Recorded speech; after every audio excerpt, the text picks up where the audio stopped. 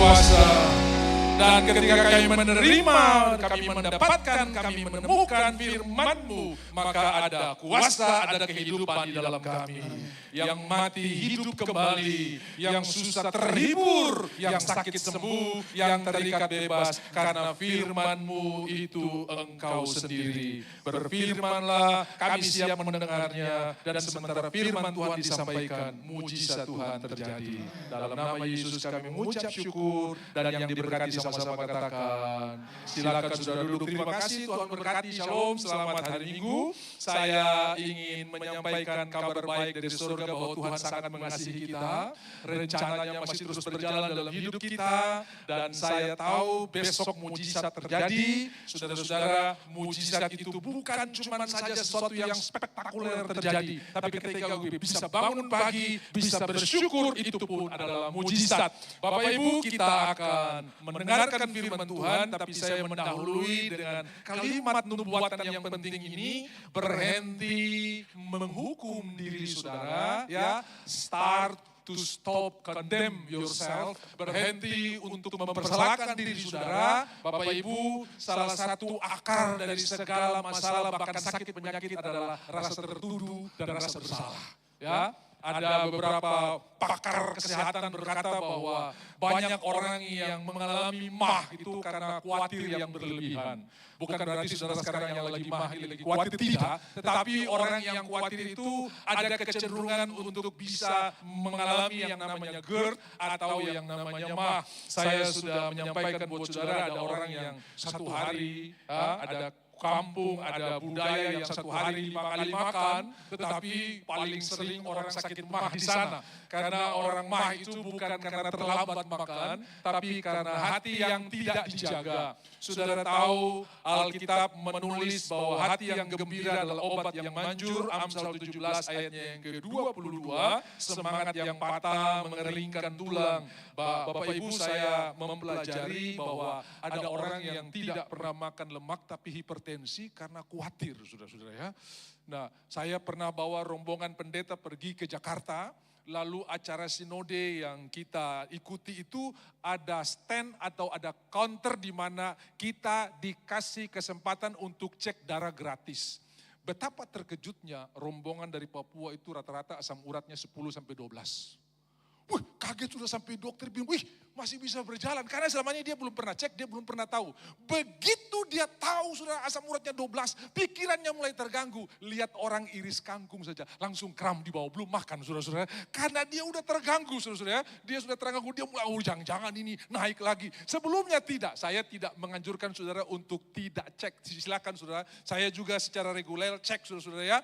Dan saudara-saudara, hasil apapun itu bukan jadi kebenaran. Karena hasil adalah fakta, kebenaran berbeda dengan fakta. Bapak Ibu, ada orang yang stres, takut tiba-tiba bisa hipertensi.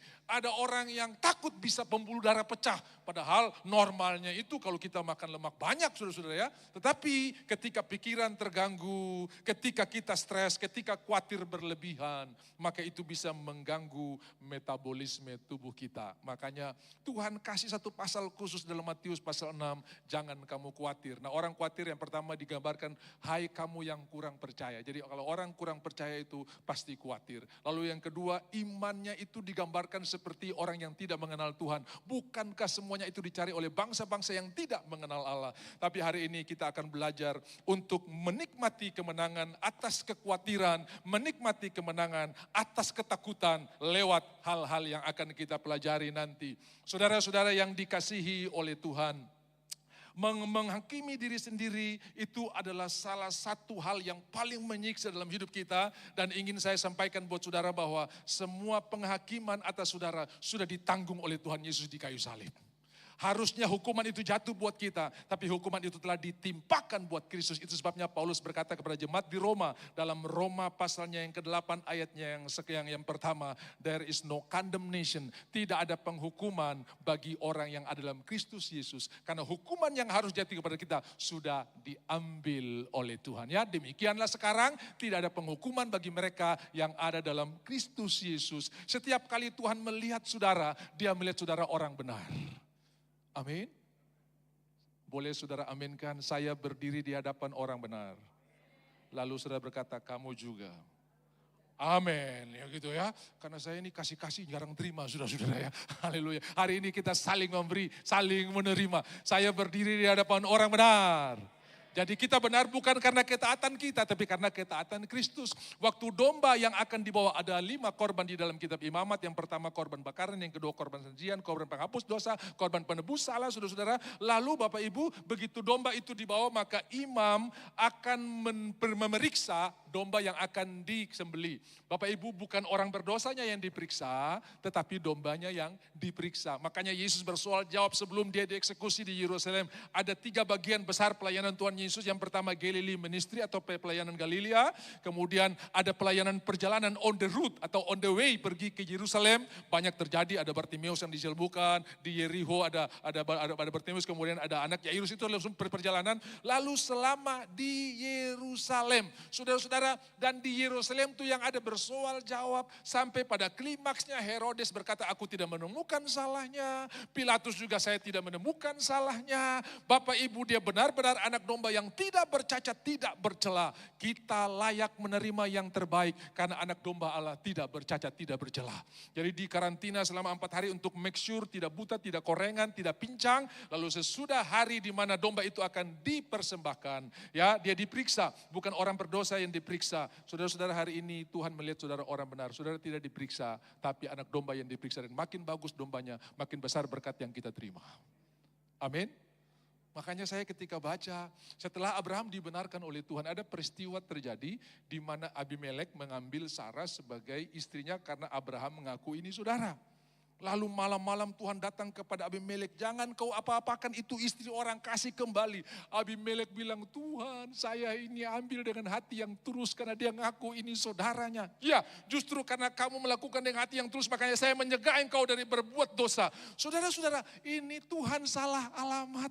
Harusnya datang sama Abraham dan marah-marah Abraham. Kenapa datang sama orang yang tidak salah ini? Abimelek tidak salah, saudara-saudara. Abraham ketika mendapatkan firman Tuhan, dia dipercaya dan dia dibenarkan oleh Tuhan. Sekali dia dibenarkan, Tuhan tetap melihat dia orang benar. Ini bukan legitimasi untuk kita berbuat dosa. Oh, karena Tuhan lihat kita orang benar, kita buat dosa saja. Tidak, semakin saudara sadar bahwa Tuhan punya kasih luar biasa, engkau tidak akan berbuat dosa.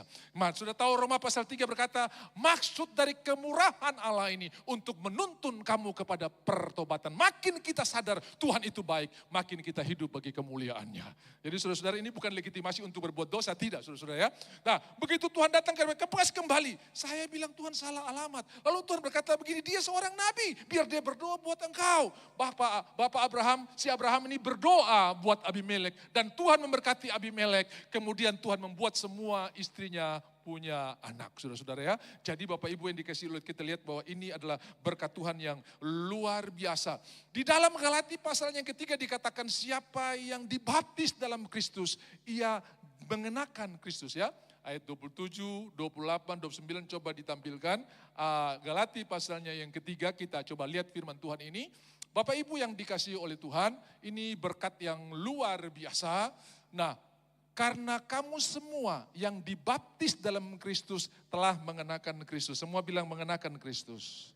Nah, kata mengenakan dalam bahasa Inggris to wear. Nah, kayak kita pakai baju ini ya, pakai kemeja. Nah, kata wear ini ada bagian yang kosong, ini tangan kosong ya, tidak dipakein. Ini kosong, tapi bahasa asli daripada Galati pasal 3, wear ini adalah sepuh, semua bilang sepuh. Nah, kalau ini mic perak saya mau sepuh jadi emas, maka seluruh mic ini akan saya celupkan kepada larutan elektrolit yang sudah disiapkan emasnya. Kemudian emas itu akan mengalir dan membungkus, itu disebut sepuh ya, disebut sepuh. Dan tidak ada satu spot, satu titik yang tidak di-cover oleh emas. Nah saudara, tidak ada satu spot, satu titik yang tidak di-cover oleh Kristus hidup saudara. Semua di-cover oleh Kristus. Makanya ada beberapa dunia perdukunan dan persantetan, mereka bilang begini, mau nyantet orang Kristen itu susah. Ki Gendeng Pamungkas saja akui, mau santet orang Kristen itu lama, ada awan yang menutupi mereka. Paling cepat ambil pistol tembak saja lebih cepat daripada santet, terlalu lama karena ada awan yang menutupi. Mereka belum pernah baca, tapi ayat ini benar, bahwa kita yang dibaptis dalam Kristus diselubungi atau disepuh oleh Kristus. Amin. Jadi saudara ditempatkan di tempat yang Bapak di sini nih, opo-opo kuat Pak, jangan takut. Roh yang ada di dalam kita lebih besar, lalu kita udah dibungkus. Makanya kenapa nyantet kok mental terus ya? Ya kena Kristus, bukan kena saudara. Ya kan? Bukan kena saudara tapi kena Kristus. Nah, kita disepuh, Bapak Ibu biar kebenaran ini masuk dalam hati kita supaya saudara tahu siapa saudara dalam Kristus. Engkau adalah orang benar di mata Tuhan. Yang setuju katakan amin. Jadi berhenti menjudgment diri saudara. Aduh, jangan-jangan saya ini karena dosa sampai saya alami barang ini. Tidak ada hubungan, semua sudah diselesaikan oleh Tuhan. Saya pergi berdoa orang sakit, nomor satu yang saya katakan, berhenti menghukum dirimu dengan masa lalu. Karena masa lalu kita sudah ditebus oleh Tuhan. Ini memang saya layak terima karena saya dulu jahat. Semua kejahatanmu sudah diambil oleh Tuhan. Semua salahmu sudah diambil oleh Tuhan. Bagaimana tuh lagu coba?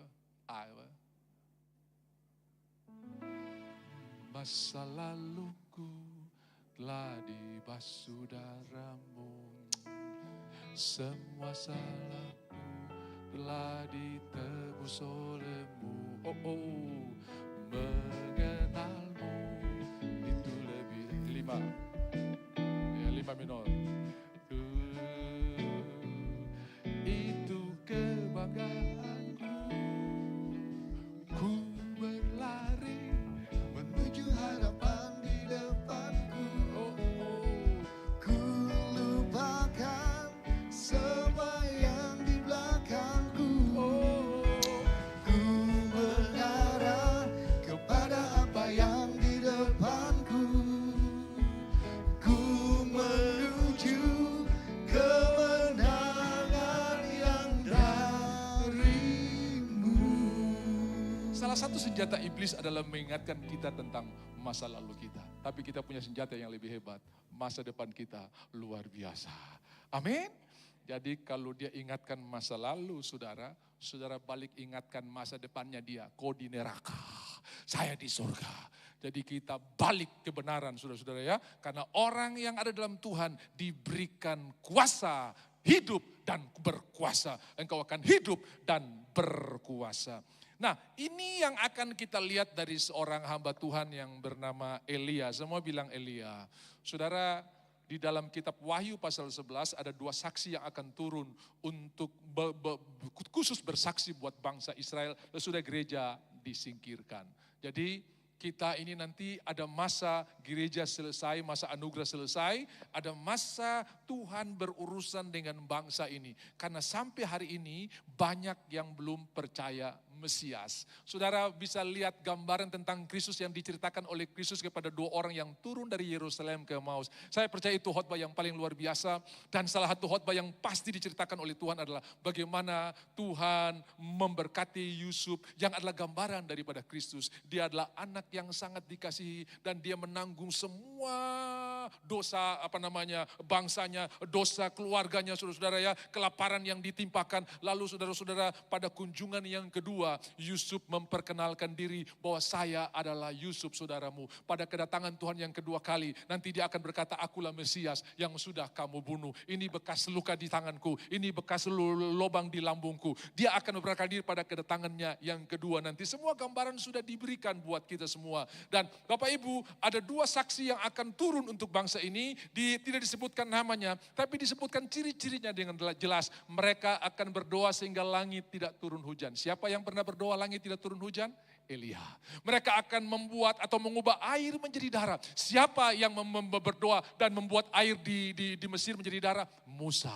Saudara-saudara yang dikasihi oleh Tuhan, di dalam Matius pasal 17 ketika Tuhan dimuliakan di atas gunung, dong dua juga ini yang turun. Saudara-saudara, lalu Musa dan Elia turun. Kemudian Petrus begitu semangat, begitu bangga, dia lupa apa yang mereka percakapkan. Lalu dia bilang, mari kita bangun 3 kemah di sini, satu buat engkau, satu buat Musa, dan satu buat Elia. Tuhan mau dikemahkan. Sementara Tuhan dalam perjalanan mau pergi ke Yerusalem. Itu pemberitahuan pertama di pasal 16. Pasal 17, jangan halangi aku akan pergi ke Yerusalem untuk mati, menderita dan menebus dosa manusia. Tapi pada hari yang ketiga aku akan bangkit. Pada pemberitahuan pertama, Petrus tarik Tuhan ke samping dan berkata begini, jangan khotbah judul itu lagi ya.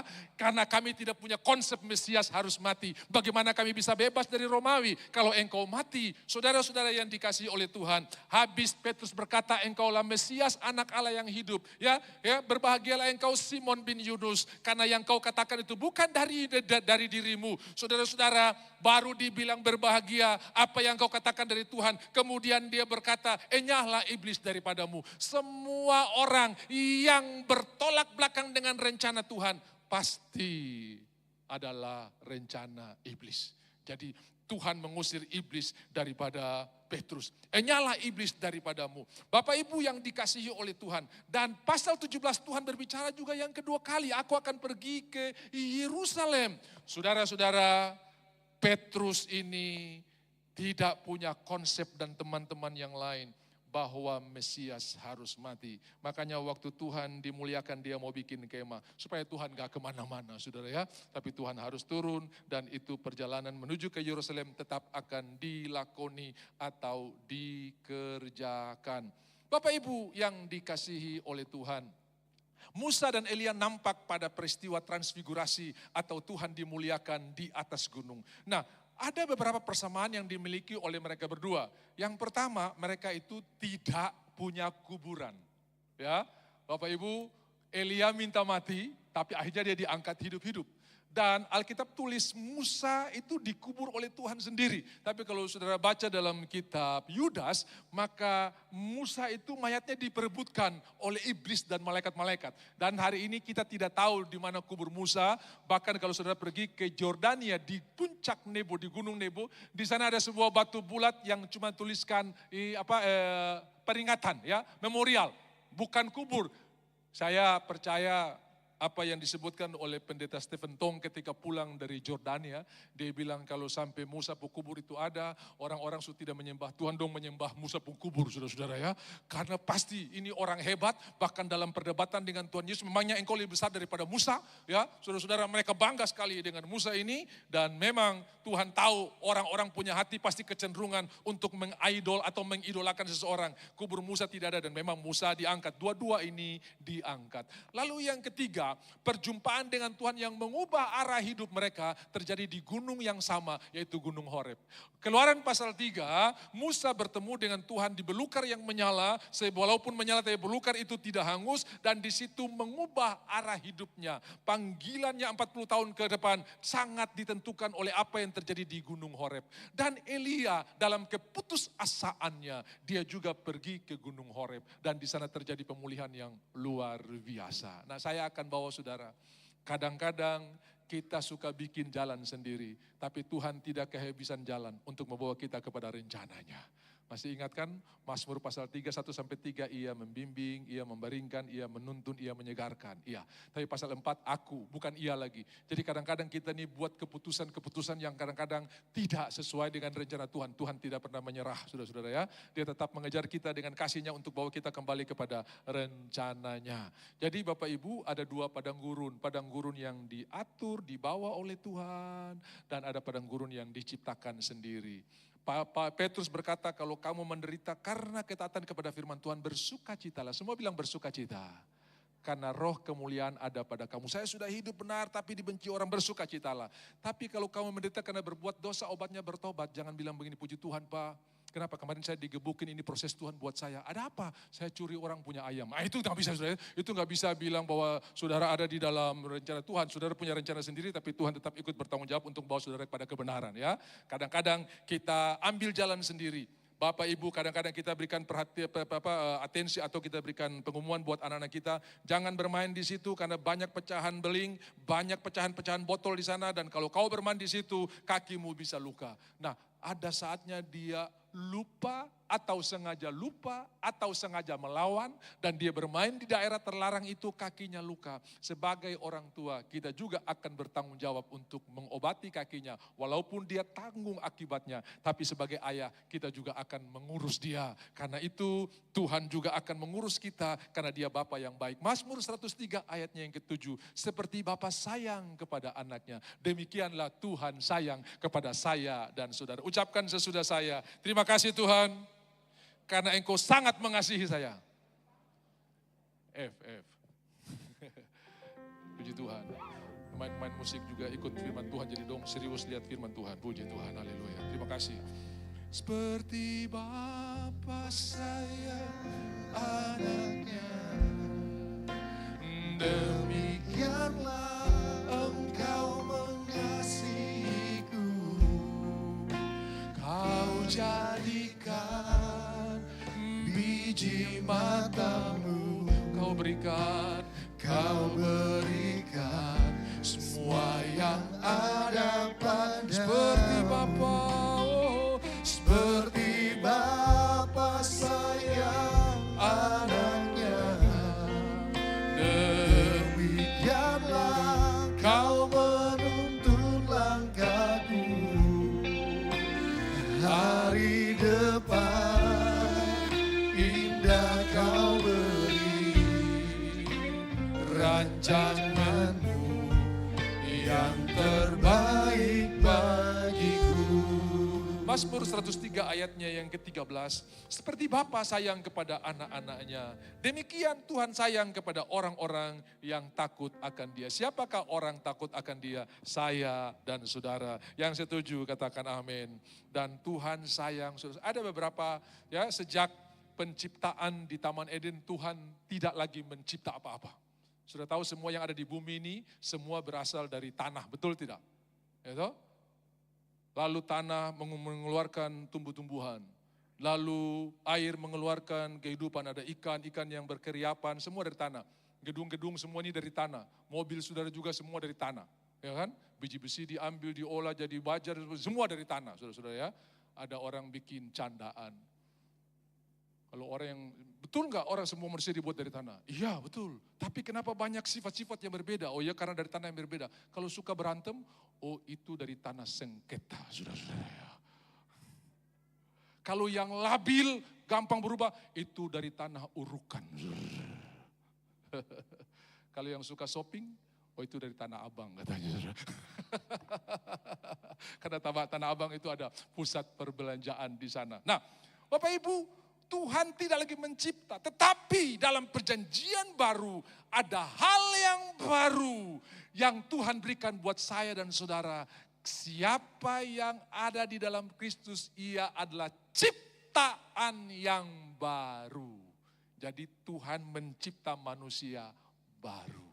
Dan manusia baru ini kalau ada di satu daerah, satu lokasi, tempat itu menjadi baru. Amin.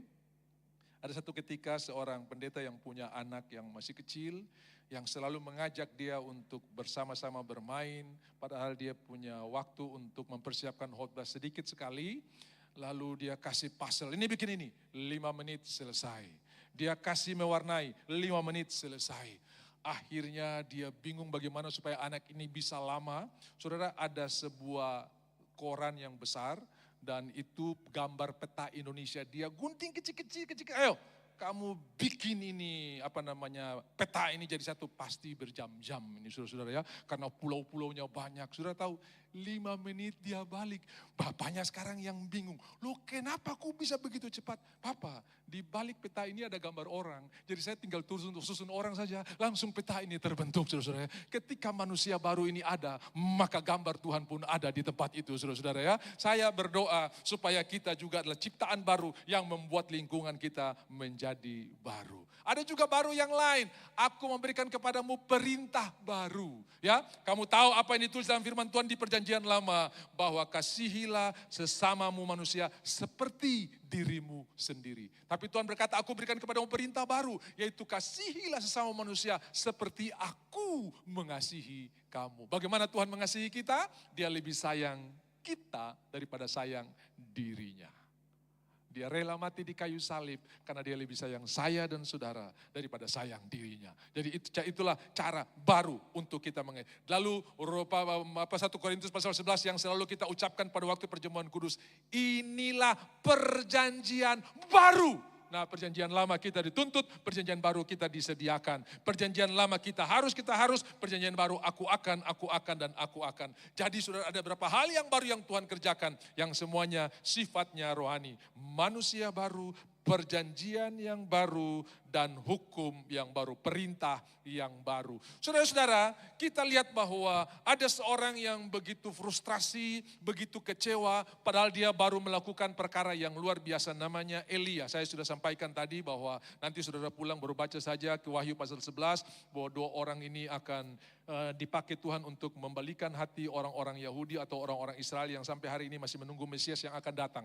Mereka kalau di rumah ada 3 orang, makan di meja makan, piringnya 4. Yang satu untuk Mesias kalau tiba-tiba dia datang, saudara-saudara ya. Padahal Mesias itu sudah datang. Jadi Tuhan itu sudah berkhotbah buat mereka itu ratusan tahun, saudara ya. Hampir kurang lebih 2000 tahun Tuhan sudah bersaksi, tapi masih banyak juga yang belum percaya. Tahun 70 bait suci dihancurkan. Mereka tidak punya bait suci sampai hari ini. Dan mereka sementara berjuang untuk bangun lagi bait suci. Bagaimana caranya kita tidak tahu, tapi saudara harus tahu semua bahannya sudah siap. Bahkan sampai lembu merah yang dipakai untuk dipersembahkan di rumah Tuhan sudah diternak. Semua sudah siap. Kalau soal material, semua sudah siap. Tinggal tunggu saja waktunya mereka akan bangun bait suci ini. Saya percaya, kenapa? Karena kitab Daniel berkata bahwa mereka akan kembali kepada korban pagi dan korban petang. Dan pada pertengahan itu karena ada sebuah badan atau ada sebuah wadah atau ada sebuah organisasi yang menjamin, yang memberikan mereka keamanan dan support dan dukungan untuk mereka bisa membangun bait suci. Dan itu antikris. Ya, silakan bangun, saya yang jadi penjamin, aman. Dan dibangun. Nah, pada pertengahan masa dia akan berlaku curang, di mana dia akan duduk di tempat kudus dan minta disembah. Nah, saudara-saudara, sebelum itu terjadi Tuhan kirim 2 saksi untuk memberitahukan kepada mereka bahwa Mesias sudah datang. Dan kalau kita khotbah di tahun 80-an, 90-an, orang tidak akan percaya nubuatan itu karena seluruh mata di dunia ini akan memandang apa yang terjadi dalam Wahyu pasal 11. Nah, di tahun 80-an orang akan tahu bagaimana mungkin hal itu bisa terjadi. Tapi hari ini itu bukan barang baru. Jadi yang namanya peribahasa jauh di mata dekat di hati sudah tidak berlaku lagi. Karena ini sudah zaman di mana video call bisa terjadi antara Eropa dan Indonesia, Amerika dan Indonesia. Saudara-saudara ya, saudara-saudara perbedaan jam bisa 7 jam, tapi kita bisa ngomong-ngomong, kita bisa bicara bagaimana cara bikin nasi kuning, kita bisa kasih tunjuk apa yang terjadi. Bahkan orang yang pergi ke Israel, yang di Israel dan yang di Jayapura, sama-sama bisa lihat Danau Galilea. Saudara, ini nih Danau Galilea, nih kau lihat ini, mama lagi syuting, papa lagi syuting nih saudara. Jadi Jayapura juga bisa menantikan, menyaksikan Danau Galilea dari handphone yang dipunyai oleh salah satu keluarga yang lagi pergi berjalan-jalan di sana, saudara. Jadi tidak semua orang sudah bisa melihat. Bahkan sekarang ini beberapa negara yang sudah mempercanggih dia punya jaringan internet, sampai-sampai saudara udara bisa menjadi wadah untuk diproyeksikan sesuatu visual. Ya, saya jalan di Pantai Sanur di Bali, di pinggir pantai itu mulai sore-sore saya lihat ada satu pertunjukan yang tidak pakai layar. Ternyata ada mesin yang bisa buat uap. Ya, lalu uap itu dijadikan sebagai wadah untuk proyektor bisa memvisualisasikan apa yang sementara diputar. Nah, lama-lama sudah tidak pakai uap lagi, saudara-saudara ya. Ini udara bisa langsung dipakai untuk proyektor, saudara-saudara, untuk memvisualisasikan semua video. Bahkan sekarang ini handphone canggih sudah bisa nonton video bareng, bukan lihat di layar handphone, tapi bisa lihat di tembok. Kenapa? Karena dia punya kamera ini juga bisa dipakai menjadi proyektor untuk itu sudah banyak ya. Jadi ini ada film bagus nih, yuk bagaimana nonton handphonenya cuma di kamu. Sudah kita pergi cari tembok yang putih atau cari layar, langsung dari handphone ini bisa dipancarkan. Ya, saudara-saudara, teknologi ini berkembang begitu hebat sesuai dengan nubuatan kitab Daniel. Pada hari-hari terakhir orang akan semakin pintar ketika CPU ya, pertama kali dibuat itu belum mega, baru kilo-kilo saja dia besar kayak gardu listrik ini saudara ya. Betul besar sekali. Begitu berkembang zaman, cuma satu chip. Bukan cuma mega, bukan cuma giga, tera saudara-saudara ya. Bisa ada di satu chip yang kecil. Sementara dulu itu jangankan bilang mega ya, itu kilo saja kayak gardu listrik besarnya. Makin hari makin pintar, makin hari makin luar biasa. Untuk GPS, satelit untuk GPS saja saya baca sampai hari ini. Kurang lebih ada 25 sampai 26 satelit yang mengcover. Nah dulu pemerintah membangun tower dengan skala prioritas. Yang ada penduduk baru dibangun towernya. Kalau sekarang udah enggak. Mau di mana, mau di hutan, mau di pulau terpencil ada orang tidak ada. Kenapa? Kepentingan teritorial. Ya, kepentingan pertahanan negara. Kepentingan untuk melihat mineral-mineral yang ada. Nah saya ingat dulu almarhum ayah daripada saudara Wempi ini pernah cerita buat saya, dia bilang kami pernah sewa satelit Israel untuk center mineral apa yang ada di Sarmi. Ya, dan itu saudara tinggal di Sorong, tiba-tiba dia punya reportnya keluar. Ada ini, ada ini, ada ini, ada ini. Nah hampir tiap hari satelit ini diluncurkan. Bahkan negara-negara yang ketiga yang dulu dilihat sebelah mata, sekarang sudah bisa memproduksi satelit dan tiap hari diluncurkan. India salah satu produsen daripada satelit yang bisa dilepaskan tiap saat. China apalagi saudara-saudara, dulu ketika Presiden kita Soeharto harus pesan di Amerika ya, Palapa 1, Palapa 2, B1, B2. Sekarang saudara-saudara kita punya putra-putra bangsa juga sudah bisa bikin barang ini saudara-saudara ya.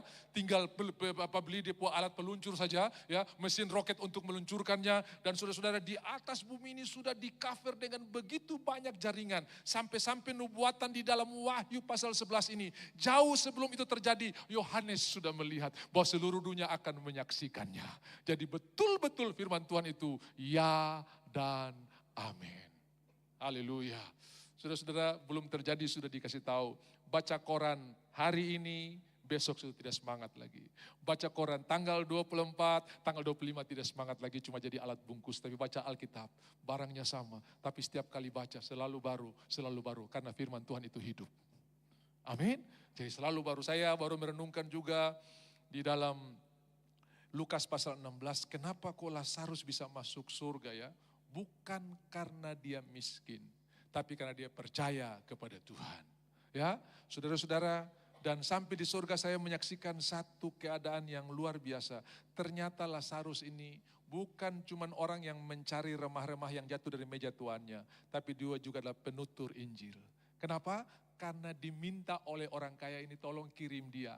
Bagaimana dia bisa tahu kalau Lazarus ini tidak pernah ngomong, tidak pernah bicara. Berarti orang ini sudah diinjili oleh Lazarus, cuman masih menutup pintu untuk percaya kepada Tuhan. Nanti di sana baru dia sadar, ayo kirim dia buat saya saudara-saudara, supaya dia bisa ingatkan mereka dan mereka tidak jadi sama seperti saya. Berarti Lazarus ini bukan cuman cari remah-remah yang jatuh, tapi dia juga mau orang ini diselamatkan. Sebab kalau dia mau cuma isi perut, masih banyak tempat lain yang bisa dia cari dan mungkin lebih terhormat. Ada orang yang bisa menghargai orang lebih daripada orang kaya ini. Dan mungkin bukan tunggu roti yang jatuh dari meja, tapi bisa duduk di meja sama-sama. Saudara tahu, di dalam masyarakat Yahudi pada waktu itu mereka tidak punya tisu. Jadi kalau habis makan minyak-minyak, ya, habis makan humus, habis makan lamb skop, habis makan domba yang ada lemaknya, cara membersihkan lemak yang ada di tangan mereka itu bukan pakai tisu, tapi ada roti yang sudah dibuat khusus untuk kasih hilang lemak. Dan roti itu yang jatuh sebagai remah-remah yang jadi makanan daripada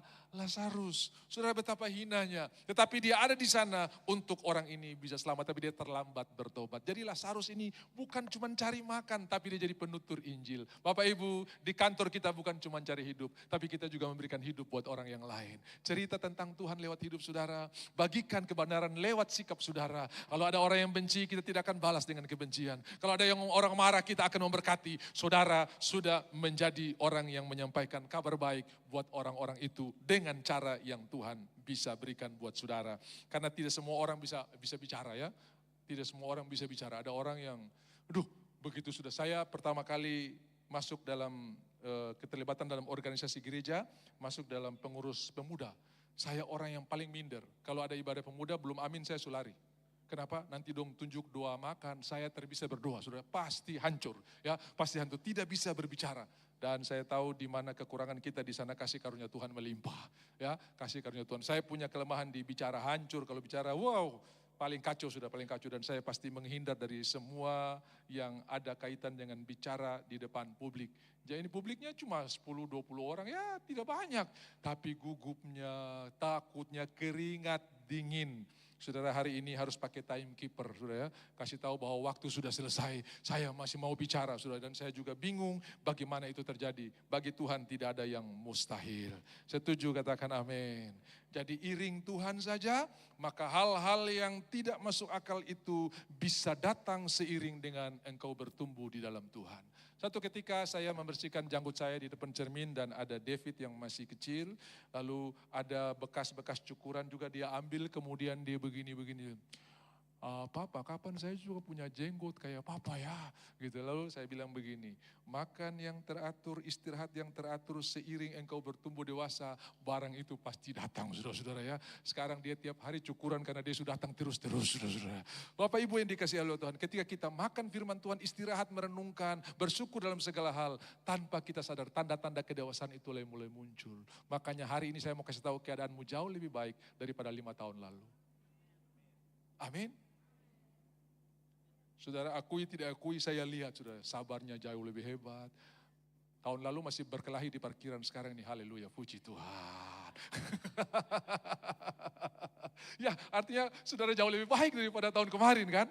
Ya, saya mau kasih tahu buat saudara, kata Paulus, kamu punya keadaan jauh lebih baik daripada waktu kamu dipanggil. Karena pada waktu kita makan firman tanpa sadar, sabarnya tumbuh, ya, pengampunannya tumbuh. Waduh, dulu kalau gini saya hajar, tapi kenapa sekarang saya bisa memberkati? Tanda-tanda kedewasaan mulai tumbuh. Haleluya. Bilang kiri kanan, saya lihat tanda-tanda itu mulai muncul. Mulai muncul, oh, dulu hancur, sekarang haleluya. Bukan setuju ya, bukan setuju. Tapi bisa bersyukur kepada Tuhan. Begitu ada orang hina, bersyukurlah kepada Tuhan, sebab dia baik. Nah kita kembali sudah, waktu berjalan terus. Nah Elia ini baru melakukan kebangunan rohani yang luar biasa di Gunung Karmel.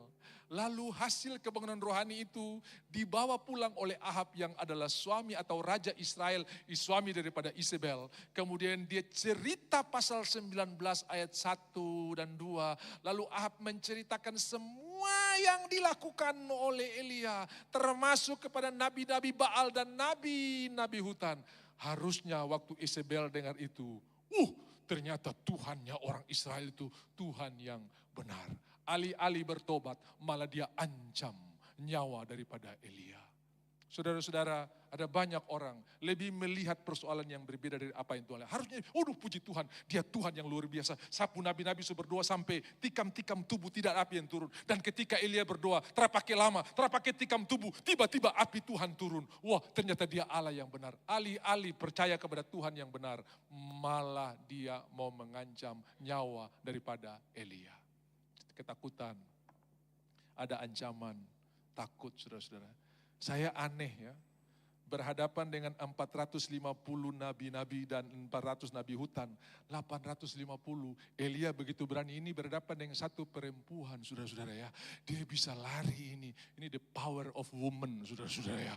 Waduh, satu perempuan ini saja, dia ketakutan dan dia lari masuk ke padang gurun. Ya, coba ditampilkan tadi saya ada minta-minta satu Raja-Raja 19 itu ya, puji Tuhan.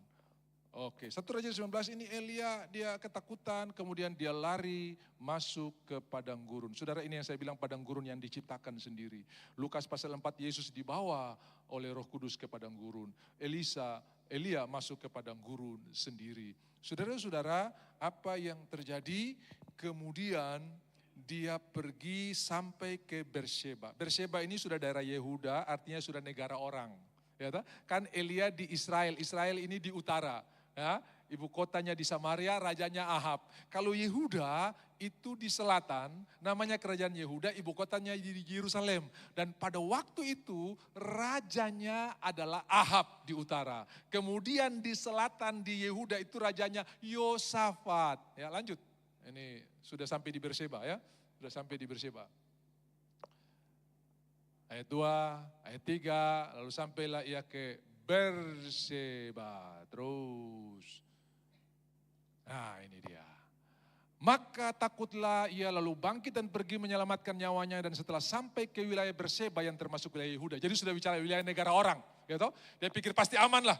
ini mesti pakai Interpol ini ya, mesti mungkin mereka tidak punya kerjasama atau tidak punya perjanjian ekstradiksi, aman gitu. Makanya banyak koruptor kita yang lari ke Singapura karena tidak ada perjanjian ekstradiksi, aman di sana saudara-saudara ya, aman di sana. Nah mungkin Elia pikir begitu, tapi ingat-ingat ternyata Ahab dan Yosafat besanan saudara-saudara ya.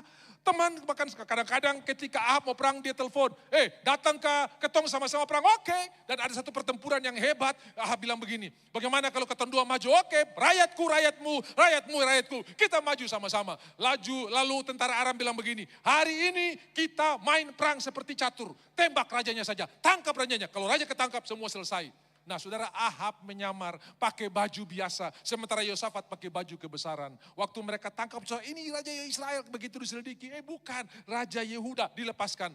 Lalu pas sudah sore hari, ada seorang prajurit dari Aram, dia punya senjata, dia punya anak panah masih full, belum ada orang di panahinya, buang-buang saja panah. Dia ambil panahnya, dia tarik tembak ke udara, saudara, ternyata panah punya mata. Dan panah ini kena pas di sambungan baju sirah daripada Ahab. Lalu dia bilang sama pembawa kereta, putar, saya sudah berdarah. Bagaimana mau putar, ini pertempuran hebat sekali. Akhirnya Ahab meninggal dan waktu kereta dicuci, di sana anjing-anjing menjilat dan perempuan Durusila sementara mandi di sungai itu. Sama seperti nubuatan disampaikan oleh Nabi ketika kebun anggur diambil oleh Isabel dan Nabot dilempar dengan batu sampai mati dalam 1 Raja-Raja 21. Seperti ini akan terjadi. Saudara-saudara, luar biasa. Jadi Elia bilang, ini bahaya nih. Dong dua masih punya bekerja sama intelijen, saya bisa ditangkap ini. Lalu akhirnya ditinggalkan bujangnya. Orang-orang yang lagi takut, lagi kecewa, lagi mempersalahkan diri, aku tidak lebih baik daripada orang lain, itu selalu putus hubungan. Dan saudara-saudara, ini luka yang perlu kita akui, Tuhan pasti menyembuhkan. Saya pertama kali datang ke Jayapura dikasih jemaat kendaraan untuk pelayanan, untuk operasional gereja untuk pelayanan. Namanya Vespa. Sudah tahu Vespa ya? Sekarang sudah termasuk barang langka dan orang cari-cari biar cuma bangkai mereka mau beli mahal karena sudah termasuk barang langka. Saudara-saudara, Vespa itu produksi dari Italia, saudara-saudara ya. Dan bannya Vespa itu seperti mobil pakai baut. Ya, nah waktu dia ada teman pelayanan yang pinjam, rupanya bannya bocor, lalu dia pergi tampal sebelum kasih pulang ke rumah, dia pasang bautnya lupa pasang pennya. Nah biasanya habis pasang baut ada pennya saudara, supaya bautnya itu tidak terbuka pada waktu rodanya berputar. Nah lupa pasang pen, dikembalikanlah. Nah ada orang bertandang ke rumah tinggal di APO, masih keluarga, lalu sore hari sudah jarang sekali angkut di tahun itu, saya antar pulang. Dari rumah kita naik, saya bonceng dia saudara. Turunan dari Dok 5 mau pergi ke kantor gubernur kan, ada turunan sedikit sebelum PU sebelah kanan, pertanahan sebelah kiri. Ya, PU sebelah kanan, itu ban belakang jalan sendiri, Vespa jalan sendiri, saudara-saudara ya. Terlepas dia pubahan, saudara, terlepas. Akhirnya saya tercukur-cukur, Vespa juga tercukur-cukur. Lalu saya pulang, kan dong bilang belum kena angin, tuh masih bisa dorong ya. Pasang ban dorong lagi, di Dok 8 sampai Dok 8. Saudara tahu, besoknya sapu kaki jadi kaku, bisa kasih lurus. Karena dia punya perih, dia punya menuju luar biasa. Ada teman dengar dong bawa itu iodium Cina, titayocin itu saudara-saudara, itu kayak anestesi. Kalau dikasih itu sampai kram, sampai terasa saudara-saudara ya. Wah tapi bau manjur 2 hari selesai kering. Nah pada hari pertama ketika saya punya kaki lagi perih-perihnya, anak-anak pulang sekolah dong lihat saya lagi berbaring di tempat tidur dong mau lompat, mau berguling-guling. Saya bilang, luka, langsung dong rem. Ada luka. Saudara-saudara, orang kalau ada luka nggak bisa didekati. Orang lihat saja mau lagi berdoa buat dia bilang, apa kok lihat-lihat saya? Padahal dia lagi berdoa ini saudara-saudara ya. Orang ngomong di pojok pasti bicara saya. Padahal tidak ini saudara-saudara ya. Itu orang luka. Nah saudara, ketika luka saya sembuh, saya yang tantang. Mau berguling tempat tidur, berguling di lantai atau di halaman? Pilih saya. Kenapa? Sudah tidak ada luka. Saya percaya Tuhan datang salah satu juga untuk menyembuhkan luka kita. Makanya bilurnya menyembuhkan. Oleh bilur-bilur Yesus, tas, kanker sembuh. Tas, tumor tampias. Tas, sakit hati sembuh. Tas, iri hati sembuh. Saudara-saudara yang dikasihi oleh Tuhan, penyembuh ada di tengah-tengah kita. Nah, apa yang terjadi dengan Elia? Dia masuk ke padang gurun ini, dia ciptakan sendiri, bukan Tuhan yang bawa. Tetapi Tuhan mengasihi dia, Tuhan kejar, kasih dia makan dulu. Ya, Tuhan kasih makan dulu, baru nanti Tuhan berurusan. Jadi Tuhan tuh kadang-kadang kasih kita kekuatan dulu, baru nanti dia berurusan. Karena kalau berurusan dengan orang yang lemah itu otak juga teramam. Biasa kalau makanan terisi, perut terisi, otak juga jalan, saudara-saudara ya. Makanya kalau ada orang yang ngeyel-ngeyel, ajak makan di restoran, baru kau bicara pasti selesai, saudara-saudara ya. Lah iya, puji Tuhan. Tuhan kasih makan, perjalanan masih jauh. Habis makan dia pergi ke Gunung Horeb, masuk ke gua. Ini yang saya bilang tadi, gua sayang diri, gua sakit hati, gua membenarkan diri. Saya tidak tahu saudara di gua mana, tetapi semua kita senang menciptakan gua. Ada orang bikin gua untuk membentengi dirinya dari serangan orang lain. Stop bicara-bicara saya. Satu kali saya dengar kok bicara saya, kok habis. Ini gua, ini benteng yang dibikin. Tidak mungkin lah saudara-saudara mau lem orang punya mulut di Jayapuran itu tidak bicara-bicara kok saudara-saudara ya. Tidak mungkin. Tapi hari ini saya mau kasih tahu, ketika kita ada di dalam anugerah Tuhan yang luar biasa, orang mau bicara apapun tidak akan mengganggu hidup kita. Nah buktinya ketika Tuhan datang, hei Elia, apa kerjamu di sini? Kalau orang ditanya apa kerjamu di sini, berarti orang itu ditemukan di tempat yang tidak seharusnya dia berada. Kalau saudara pemimpin perusahaan, tiba-tiba marketing saudara ada di dalam kantor sepanjang hari, kau bikin apa di sini? Kerjamu tuh di luar, cari prospek, cari customer, lalu ada bagian admin saudara, yang saudara ketemu dia di Pasar Ramadi. Kau bikin apa di sini? Kau mesti di belakang meja, urus admin, kenapa kau ada di sini? Kalau ada orang bertanya kenapa kau ada di sini, artinya orang itu ditemukan di tempat yang tidak seharusnya dia berada. Tuhan juga akan bilang begini, kenapa kau ada di daerah sakit hati ini? Harusnya kau ada di daerah bersyukur. Kenapa kau harus di daerah pembalas dendam ini? Ini harusnya kau ada di daerah mengampuni. Nah Tuhan bertanya, kenapa engkau ada di sini? Saudara-saudara yang dikasihi oleh Tuhan, biarlah hari ini Tuhan menemukan kita di tempat yang seharusnya. Tapi Tuhan tidak mengkondem Elia. Tuhan tidak menghukum Elia. Ayo keluar, berdiri di tempat yang aku tunjukkan. Dia berdiri. Begitu Elia berdiri, angin badai lalu, bukit-bukit batu tampias. Nah kalau bukit batu saja hancur, Elia kornet kalau kena angin itu. Saudara. Tapi kenapa Elia bisa aman? Karena dia berdiri di tempat yang Tuhan tunjukkan. Bapak Ibu, ada angin ekonomi, ada angin isu, ada angin begitu banyak yang bisa menghancurkan kita kalau kita tidak berdiri di tempat yang Tuhan tentukan. Hari ini berdirilah tempat yang Tuhan tunjuk kepada kita. Pasti saudara akan menikmati pemeliharaan Tuhan yang luar biasa. Bisa bilang amin? Saya sudah bersaksi buat saudara ketika COVID, ada orang yang tahu di mana dia harus berdiri. Dia ngomong sama perusahaannya, kebetulan dia adalah pengusaha hotel. Semua kota lockdown dan dia sudah berdoa, Tuhan tidak ada satupun anak buah yang akan saya rumahkan. Karena dia adalah orang-orang ini adalah jemaat yang Tuhan percayakan buat saya. Tuhan engkau punya cara untuk menolong kami. Ketika tidak ada tamu di hotel, bukan berarti kami tidak akan hidup. Bukan berarti kami tidak akan makan, engkau punya cara. Dia berdiri di tempat yang Tuhan tunjukkan, percaya. Walaupun tidak tahu mau buat apa, dia percaya. Tiba-tiba dalam doa itu, Tuhan kasih dia impress, ada kesan. Bikin bakery. Saudara-saudara tahu dia pesan mesin bakery, lalu dia bikin bakery dan pegawai-pegawai yang office boy, yang room service semua ini dipakai menjadi pekerja bakery sebagai delivery order, pengantar pesanan. Nah waktu itu orang dilarang keluar, cuma jadi mereka yang antar. Saya ingat ada di Jakarta nih, waktu pertama kali COVID, tiap kali masuk ke perumahan semprot, betul tidak? Di depan itu ada alat, saudara-saudara ada satu karyawan yang antar-antar gas, baru satu hari dia langsung lapor, Bapak saya mau berhenti, kenapa? Hari ini saya sudah 40 kali semprot, saudara. Jadi ini bukan COVID yang mati, saya yang mati Bapaknya. Karena dia mesti masuk di produk, saya berhenti, saudara. Saya sudah semprot 40 kali ini, saudara. Nah, saudara-saudara dia dapat impress bukan, jadi antarlah. Saudara, semua orang merumahkan anak buahnya, dia malah, tetap eksis anak buahnya, tetap ada makan, tetap ada gaji. Mereka, pesanan luar biasa, pesanan luar biasa. Ini bakery jadi terkenal. Tiba-tiba lockdown dicabut, hotel beroperasi, kekurangan karyawan. Buka lagi lowongan kerja. Jadi orang lain rumahkan anak buah, dia tambah pegawai. Kalau berdiri di tempat yang Tuhan tunjukkan, angin badai ekonomi tidak menghancurkan engkau. Haleluya, yang setuju katakan amin. Harap pada Tuhan, Tuhan masih punya banyak cara. Tuhan masih punya banyak cara untuk memberkati kita. Saudara-saudara yang dikasihi oleh Tuhan, kalau ada satu hal yang terjadi di luar ekspektasi dan kehendak saudara, percayalah rancangan Tuhan jauh lebih hebat daripada saudara. Walaupun saudara belum mengerti sekarang. Saya ketika baca Yohanes pasal 11, kenapa ya Tuhan tidak datang di rumah Lazarus waktu Lazarus masih sakit-sakit begitulah. Kan datang selesai. Tuhan orang yang kau kasihi sakit. Gak ada undangan. Gak ada bilang datang kah? Kenapa? Karena Yesus selalu singgah di rumah keluarga ini. Mau ada perlu kah, tidak perlu. Kalau lewat Betani pasti singgah. Jadi mereka pikir kita gak perlu saja dia datang. Apalagi kita kasih informasi ada yang sakit. Pasti dia cancel acaranya. Dia cancel pelayanannya. Dia cancel ada semua KKR-nya. Dan datang buru-buru. Waktu dengar malah dia lama-lama. Ada saudara sini yang berdoa malah Tuhan lama-lama datang? Percayalah rancangan Tuhan jauh lebih bagus daripada saudara punya kehendak. Apa yang bagus di sana saudara? Kalau Tuhan datang pada waktu itu dan berdoa, maka cuma keluarga ini yang mengucap syukur karena Tuhan menyembuhkan Lazarus. Tapi kalau Tuhan tunggu sampai dia mati dan Tuhan bangkitkan satu Betani, semua percaya.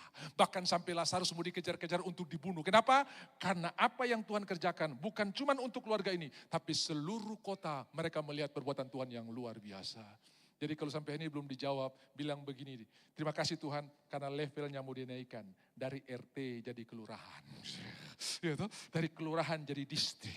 Dari distrik jadi kota dan kabupaten. Dari kota dan kabupaten mau jadi provinsi. Dari provinsi mau jadi negara. Dan Yusuf adalah orang yang menyelamatkan satu negara.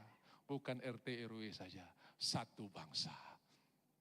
Bilang amin, saudara-saudara. Jadi kalau belum datang, jangan bersungut. Terima kasih Tuhan. Ada rencanamu yang luar biasa. Oh haleluya. Apa kerjamu di sini? Keluar, Elia keluar, angin lalu ketika angin sepoi-sepoi Tuhan berbicara buat dia. Buat ini, lantik Elisa sebagai gantimu, lantik Hazael menjadi raja, bla bla bla bla bla bla. Dan saudara tahu pasalnya yang kedua, Elia dari 2 Raja-Raja pasal 2, Elia diangkat hidup-hidup ke sorga. Luar biasa. Ketika kita masuk dalam rencana Tuhan, dia tidak pernah mengecewakan kita. Nah, bagaimana supaya kita bisa sembuh dari segala kekhawatiran, keluar dari benteng-benteng ini? Mari kita lihat konklusi atau kesimpulan. Paulus menulis kepada jemaat di Filipi dalam Filipi 4 ayatnya yang ke-6. Janganlah hendaknya kamu khawatir tentang apapun juga, tapi nyatakanlah segala keinginanmu kepada Allah di dalam doa dan permohonan dengan ucapan syukur. Saudara, jangan khawatir dalam segala. Kadang-kadang anak kita baru kelas 1 SD, ketong so khawatir sampai dia sarjana, sampai menikah dengan siapa, saudara. Padahal baru kelas 1 SD, nanti anak ini sekolah di mana, SMP di mana, SMA di mana, ada uang ketidak kah? Itu jangan-jangan di SMP, di SMA papa su pensiun, tuh bayar pakai apa? Bayangkan saudara-saudara ini orang ini, kekhawatiran itu menyiksa sekali, membuat kita tidak bisa melihat kemuliaan Tuhan. Ya, makanya kalau ada orang yang harus khawatir, makanya Paulus yang harus khawatir. Kenapa? Karena pertama dia di penjara. Yang kedua dia dijelekan oleh rekan sekerja. Ya, begitu Paulus masuk penjara, orang-orang manfaatkan mimbar untuk mendiskreditkan Paulus. Coba kamu lihat kami yang masih berdiri dengan bebas menyampaikan firman Tuhan. Sementara orang yang kamu bangga-banggakan sekarang ada di penjara. Pikir baik-baik dengan nalarmu dan akalmu. Siapa orang yang diberkati oleh Tuhan? Paulus didiskreditkan habis-habis. Nah, ada jemaat yang setia dengan Paulus. Habis ibadah dong pergi lapor. Paulus, kau pun nama su ancur di luar. Kenapa? Dong bicara kok tidak diurapi. Kalau diurapi tidak mungkin di penjara. Paulus bilang ini akan hal ini aku bersyukur. Why? Kenapa? Karena sangkanya dengan berbuat begitu mereka memperberat bebanku. Tapi tidak apa-apa, yang penting Injil diberitakan. Entah dengan maksud baik atau dengan maksud tidak baik. Bayangkan saudara-saudara, orang yang melatih diri bersyukur dalam segala hal. Saudara, saya melatih hal kecil ketika mau naik mobil, Tuhan berkati mobil ini, saya mau jalan. Ya. Begitu tiba, terima kasih Tuhan, bukan karena saya pintar menyetir, tapi karena Tuhan lindungi, saya sudah tiba. Setiap kali saya naik pesawat, saya selalu berhenti kurang lebih 5-10 detik dan pegang pintu pesawat. Tuhan, mari kita terbang sama-sama. Aku bungkus pesawat ini dengan kuasa-Mu, darah Yesus mencikan kami semua, dan kami akan tiba dengan selamat. Masuk saya. Duduk turbulensi, tidur saudara-saudara ya. Enak sekali. Wah ini musiknya Tuhan. Duduk. Sampai landing saudara-saudara ya. Haleluya. Bapak Ibu, kita belajar untuk bersyukur dalam segala hal. Pernahkah engkau bersyukur karena engkau naik ke pesawat, semua kompartemen sudah full dan kau punya barang bertentengan harus dibagasikan? Loh iya, kenapa? Karena kau tidak tenteng-tenteng lagi, nanti dia keluar paling duluan karena masuk paling belakangan pasti keluar paling duluan, saudara-saudara. Loh pasti. Saya pulang dari Israel langsung transit di Jakarta pergi ke Manado karena ada undangan. Dan hari itu pesawat jam 2. Saya bilang ini saya cuma punya koper cabin kecil dan barang saya cuma untuk khotbah 1 hari, jas dan kemeja kecil. Saya rencana masuk paling belakang karena masih capek, nanti sudah last calling ya, panggilan terakhir baru saya naik. Saya percaya cuma barang kecil ini pasti masuk. Sudah tahu ternyata orang Manado kalau terbang rangsel 2 tentengan 4 saudara-saudara ya. Di belakang rangsel, di muka rangsel, kiri kanan gantung, baru ada yang ditenteng saudara-saudara ya. Itu kompartemen semua full. Saya cari space kecil pun tidak ada. Pramugari bilang begini, Bapak full ini. Jadi kita bagasikan, saya bilang saya bayar tiket sama dengan dia itu. Dia punya 5, saya punya cuma 1 ke 10, dia punya 1, saya tak ambil 1. Dia punya 4 masih bisa taruh, saya punya cuma 1. Tidak bisa Pak Dong, naik duluan ini mau cari perkara namanya ini kalau ke Turun Bagasi ini. Akhirnya saya, hak saya. Ternyata saudara, orang yang paling bahagia di bumi adalah orang yang belajar melepaskan haknya. Ia tidak menganggap kesejahteraan sebagai alam milik yang harus dipertahankan. Makanya saudara-saudara, saya mau khotbah lagi melepaskan hak saudara-saudara ya. Saudara, oke sudah, bahwa sudah tahu waktu saya berdoa dan melepaskan hak. Oke, saya terima dengan sukacita. Saya tidak mau ngedumel. Pesawat belum take off, saya sudah tidur saudara-saudara ya. Saya sudah istirahat. Waduh, saudara-saudara, ternyata ketika kita diam di tempat yang Tuhan tunjukkan, kita aman di sana. Jangan khawatir, lalu mulai nyatakan segala hal dalam doa. Segala hal, ya termasuk hal kecil sampai di tempat tujuan. Waktu saudara pergi ke urinoir bisa buang air. Terima kasih Tuhan buat dinas pembuangan yang sangat bagus. Ucapkan syukur. Jangan tunggu sudah batu baru cari pendeta. Pak pendeta tolong kah, ini sudah sumbat ini. Masih sehat-sehat, mengucap syukur. Setuju katakan amin. Jadi Bapak Ibu, waktu saya sudah selesai. Tapi hari ini saya mau kasih tahu, kunci untuk kita tidak khawatir. Belajar bersyukur dalam segala hal. Segala hal. Banyak sekali. Makanya ada satu hamba Tuhan berkata begini. Kalau engkau tidak bisa bersyukur dalam 1 hari, maka ingatanmu sangat buruk akan kebaikan Tuhan. Waktu COVID saudara, yang produsen oksigen mati karena kehabisan oksigen. Karena dia jual semua, dia terdapat, akhirnya dia mati karena kehabisan oksigen. Kau masih hidup sampai hari ini yang terpakai oksigen. Kenapa kita tidak bersyukur? Tuhan terima kasih. Saya bisa lewat. Bukan saya yang lewat, tapi COVID yang lewat, saudara-saudara ya. Bukan masalah, bukan saya yang lewat, tapi masalah yang lewat. Bisa bilang amin? Tidak. Untuk selama-lamanya orang benar dibiarkan goyah. Mari latih dirimu bersyukur dalam segala hal. Tuhan mengasihi kita semua. Amin. Mari kita bangkit berdiri. Tuhan Yesus baik. Tuhan Yesus setia. Tuhan Yesus luar biasa. Terima kasih Tuhan. Saudara-saudara, biasa kita habis khotbah, kita nyanyi lagu-lagu worship, lagu-lagu penyembahan. Kalau di sini kita mengalir, kadang-kadang habis khotbah kita nyanyi lagu semangat, lagu mendeklarasikan. Haleluya, haleluya. Mari kita nyanyikan pujian ini ya, bisa di